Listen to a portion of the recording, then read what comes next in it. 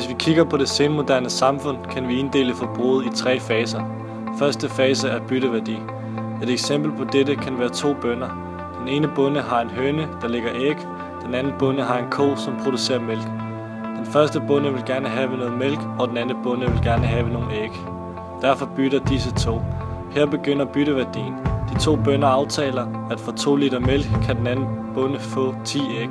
Derfor får begge bønder deres ønsker opfyldt. Æggene og mælkene har altså en bestemt pris. Anden fase er brugsværdi. I denne fase er det tingenes værdi, altså den værdi, den har for individet.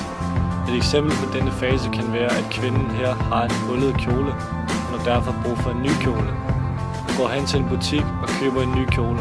Dermed får kjolen en brugsværdi, da kvinden skal bruge kjolen. I det senmoderne samfund sker der så det, at der begynder en ny værdi, nemlig den kulturelle værdi, som har betydning for menneskets forbrug. Man begynder nemlig ikke blot at købe, fordi man har brug for det, men man begynder at købe mærker for at vise sin identitet eller for at være en del af et kollektiv.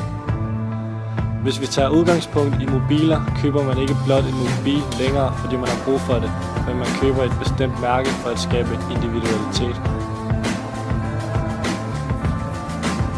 Hvis vi ser på denne rige person, køber hun en iPhone for at udstråle sin identitet, nemlig at hun har penge.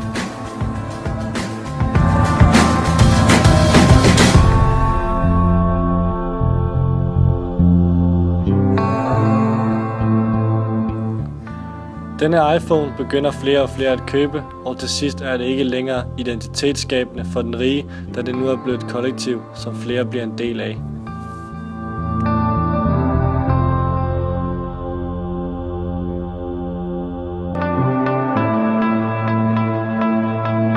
Den rige person vil igen skille sig ud og beslutter sig derfor for at købe et cover af et dyrt mærke, så hun nu har sin egen identitet igen. Man benytter altså forbruget i det senmoderne samfund for at vise sin rang og status eller for at blive en del af et kollektiv. I det senmoderne samfund stiger forbruget for det enkelte individ, da de skal leve op til de kulturelle krav.